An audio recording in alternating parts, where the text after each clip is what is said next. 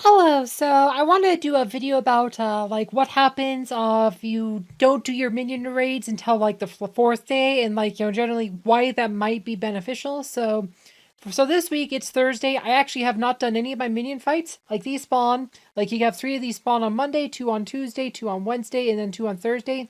So on Thursday all 9 of these are up, and you still have your 9 attacks, right? Why would you want to do this?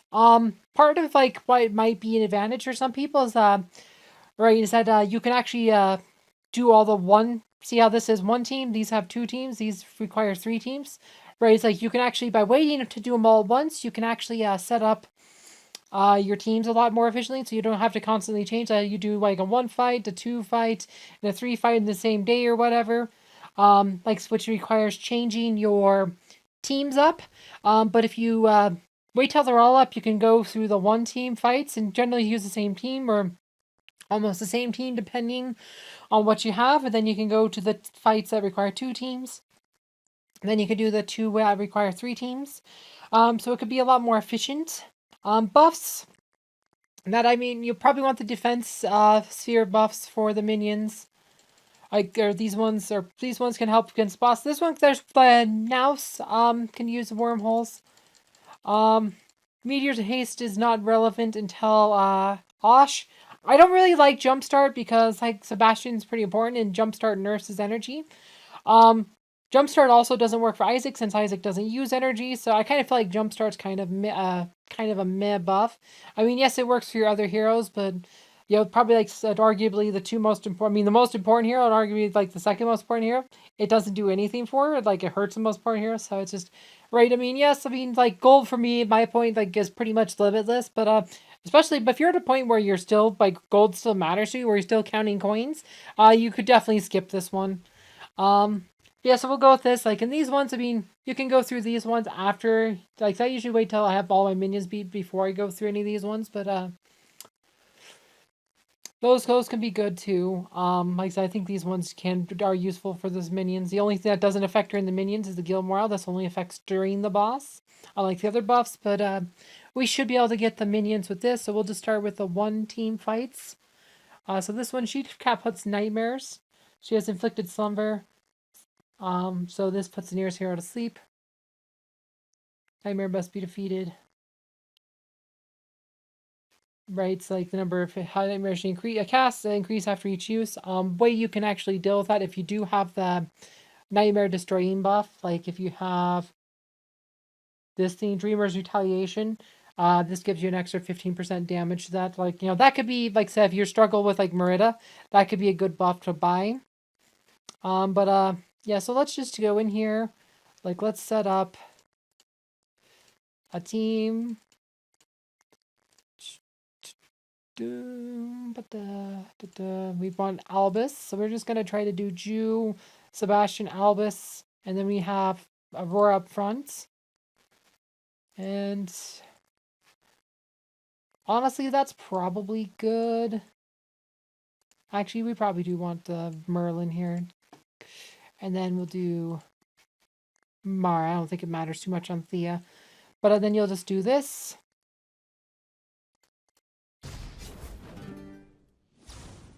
You could probably speed this up. I don't think should be too much of a problem. So Aurora's got Nightmare. Right, but Nightmare's dead because Celeste killed it. That's why I decided Merlin, but there you go. Easy win. And these are the max level versions. We did a level 150 for the event this week, so these are the most powerful versions. Or should be. Like I said, I think we're getting 1,000 morale points. Yeah, 1,000 max. So yeah, these are the most powerful versions of the enemies, so don't get tougher than this, like I said. So and see, like this is the 1 fight. We can just run that same team. This team should just roll this one over because it's just this isn't even a boss. These are just minions.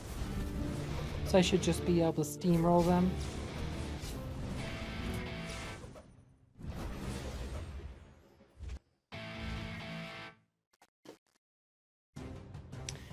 Nice crystals, mana.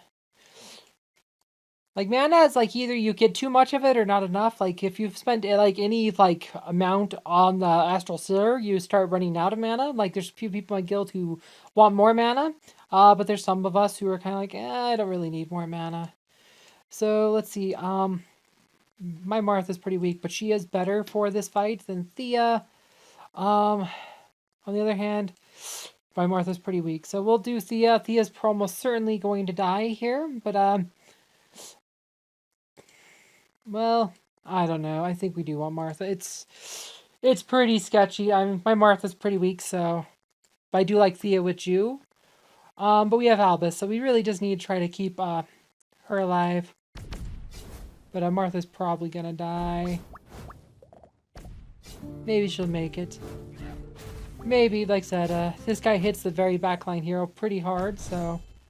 Okay, she made it. She gotta put her buff on. She said, I think she put her ult on, which buffed the armor, which actually kept her alive. I said I didn't think she was gonna make it, so... Like I said, Thea's passive still works even after she dies, so she's always really good with Jew. But I think we could speed this up. Look like Martha's not gonna die, so we're gonna avoid disaster. But yes, he does a wormhole thing, but and easy win on Naus. Boom. There you go. And then Ra-Ozu. So this one we definitely need the F4. My front line will probably die. Probably do want that on her, and we will put Axel on her. And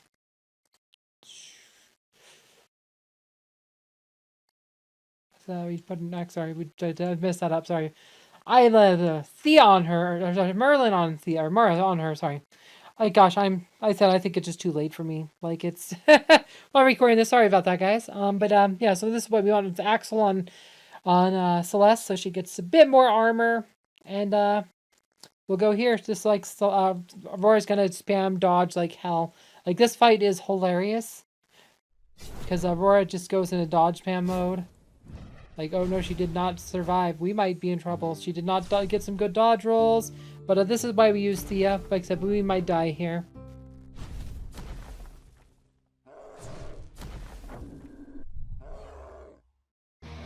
But, like I said, Thea's passive is what keeps Jew alive. Because it gives him that extra speed. That's Thea above him. That's extra speed from Thea's passive, which gets him attack faster. Which lets him ult again. And this is how you win here. Because otherwise, this could be a tricky fight. But like I said, Thea Jew is how you win that. That's the easiest way to win. Like, Aurora is pretty uber. Like, I have tier 3 Ascension on her. I'm maxed out otherwise. Like, I mean, I have the tank tier to, like, 25. And she dropped quickly. I mean, this, like I said, this guy, pretty tough. But yeah, so that's all the bosses. So there you go. I killed all the Uber bosses, the Uber mid bosses for the thing at the highest level. And then, like I said, now that the one team fights are done, we can now do the 2 fights. So you just now, it's like now that this is done, we can actually start setting this up for. So we can actually tank with you in this team probably, or even Isaac. Isaac's fun here. Do this team here, and then you run Merlin, Axel, or actually Mara probably. Mara here because of that, and boom, just like that. And we have a pet for her, I guess we have a pet. Or actually Axel should be here. And you can have Biscuit, boom. And there you go.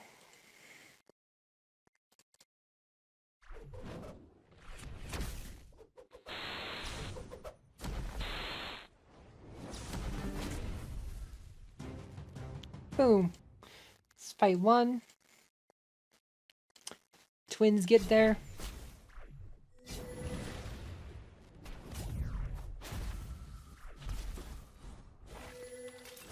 Boom.